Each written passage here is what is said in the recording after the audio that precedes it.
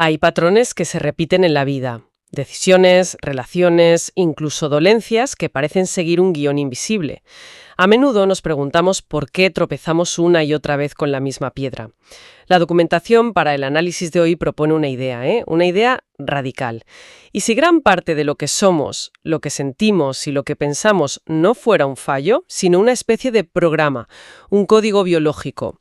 Hoy vamos a examinar a fondo un concepto llamado patrón base de programación psicobiológico. Las fuentes que tenemos delante lo describen como una especie de software de supervivencia, uno instalado en nuestra infancia. La misión es desgranar qué es, de dónde viene y, lo más importante, qué implicaciones tiene. Y el punto de partida es una idea muy potente del material. Dice, no hay nada en ti que merezca culpa. Lo que piensas, lo que sientes y lo que eres no son fallas, son huellas. Exacto. Y esa es la clave. El análisis se centrará en entender esas huellas no como una condena, sino como un mapa. Un mapa que, una vez leído, podría ofrecernos la posibilidad de trazar, nuevas rutas. ¿De acuerdo? Pues vamos a desgranar esto.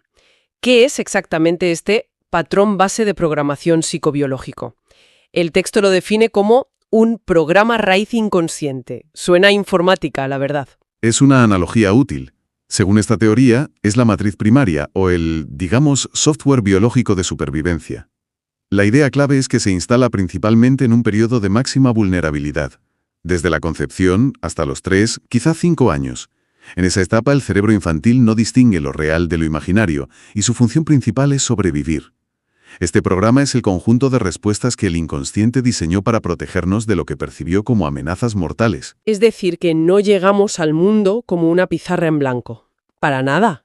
Llegamos con una programación que ya condiciona nuestro destino biológico y biográfico. Y si es un programa, ¿cómo se instala? El texto habla de 3 fuentes. Correcto. La primera es el proyecto sentido gestacional. Durante la gestación y los primeros años, el cerebro opera en ondas delta y teta, que son estados de altísima sugestionabilidad. Casi hipnóticos, ¿no? Prácticamente. Las emociones de la madre y el entorno se graban directamente en el sistema nervioso del niño, como si fueran instrucciones. El material lo conecta con los estudios de Alan Shore sobre el apego, que demuestran cómo estas primeras relaciones moldean físicamente el cerebro derecho, que es el responsable de la regulación emocional. Aquí es donde se pone realmente interesante. La segunda fuente, la herencia transgeneracional. Porque no se trata solo de nuestras propias vivencias. Efectivamente, aquí entra en juego la epigenética. El texto postula que cargamos con las marcas biológicas de nuestros ancestros. Traumas no resueltos o secretos familiares, se pueden transmitir. El ejemplo científico que se cita es muy potente. Las investigaciones de Rachel Yehuda con descendientes de supervivientes del Holocausto. ¿Y qué se documentó ahí? Pues que el trauma de los padres alteró en los hijos los patrones de metilación del ADN y la regulación del cortisol. Esto básicamente los predisponía a trastornos de ansiedad. Es tremendo. ¿Y la tercera fuente? Las experiencias personales tempranas. Estas no crean el patrón de cero, o no suelen hacerlo. Su función es activar y reforzar la programación ya heredada y la instalada en la gestación. Funcionan como un circuito de retroalimentación que consolida el programa. Entonces, tenemos este programa base instalado por estas 3 vías. ¿Cómo se manifiesta en el día a día? El material describe unas características muy concretas. Una de ellas es su naturaleza fractal y cíclica. Lo fascinante aquí es que, según esta visión, la misma estructura emocional se repite en todas las áreas de la vida. Salud, relaciones, trabajo, dinero. Espera un momento. Sí. El ejemplo que se da es el de un conflicto de desvalorización. Podría manifestarse a la vez como una tendencia a lesiones óseas, dificultades para expresarse y patrones de sumisión laboral. Es el mismo patrón con diferentes caras. Es una idea muy potente. También se insiste mucho en que tiene un sentido biológico, no moral. Es un punto crucial. El síntoma o el patrón repetitivo no es un castigo. Es la solución, imperfecta pero funcional, que nuestro sistema encontró para sobrevivir. Dame un ejemplo. Una fobia social, por ejemplo, podría ser la reactivación de un programa que protegió a un niño del rechazo del clan familiar, algo que para un niño, claro, equivale a una amenaza de muerte. Esto plantea una pregunta importante. ¿Por qué es tan difícil cambiar estos patrones solo con la voluntad? El texto dice que son resistentes a la conciencia. Claro, y la neurociencia lo explica. Estos patrones no se alojan en la corteza prefrontal, la parte racional del cerebro. Residen en el sistema límbico, el cerebro emocional y el tronco encefálico. O sea, en las partes más primitivas. Exacto, y estas estructuras operan por debajo de la conciencia. Según el documento, procesan información 80.000 veces más rápido que nuestra mente racional. ¡80.000! La voluntad no puede competir con esa velocidad. Entonces, ¿qué significa todo esto en el panorama más amplio? ¿Cómo encaja este modelo con la ciencia convencional? Porque el propio texto aborda esta tensión. Lo hace de forma muy directa. Señala que mientras la ciencia exige reproducibilidad, estos modelos se basan en la observación clínica.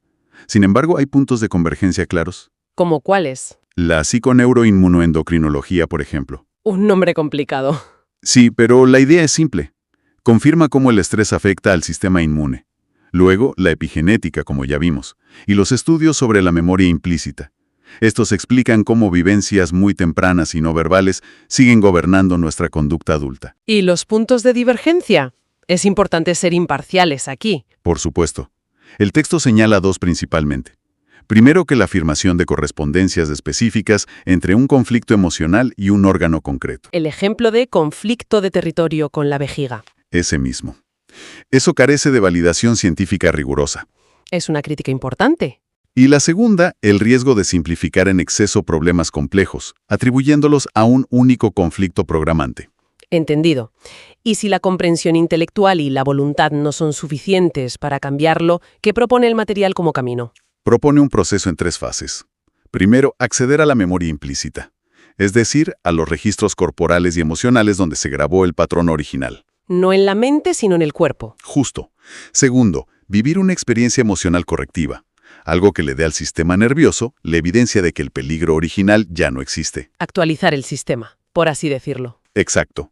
Y tercero, la integración neurobiológica, crear y reforzar nuevas vías neuronales a través de la práctica repetida. En resumen, este concepto del patrón base nos presenta como el resultado de lo que hemos vivido, pero no como prisioneros de ello. Hay una frase en las notas que creo que lo condensa todo. Comprender nuestro programa base no es un ejercicio de culpa, sino de liberación. Al hacer consciente lo inconsciente, se recupera la capacidad de reescribir el guión. Y aquí la neuroplasticidad nos da la base científica para esa esperanza. La capacidad del cerebro para cambiar y crear nuevas conexiones nos asegura que podemos reinventarnos. Se trata de pasar de una perspectiva de víctima a una de poder personal. La idea final del texto es muy clara. Sanar no es corregirse, es recuperarse. Es dejar de castigarnos por lo que somos para empezar a acompañarnos hacia lo que podemos llegar a ser. Esto nos deja con una reflexión final para seguir explorando. Si nuestro software biológico se formó para garantizar la supervivencia en un entorno que quizá ya no existe, ¿qué actualizaciones conscientes podría necesitar nuestro sistema operativo personal para prosperar y no solo sobrevivir en la realidad del presente?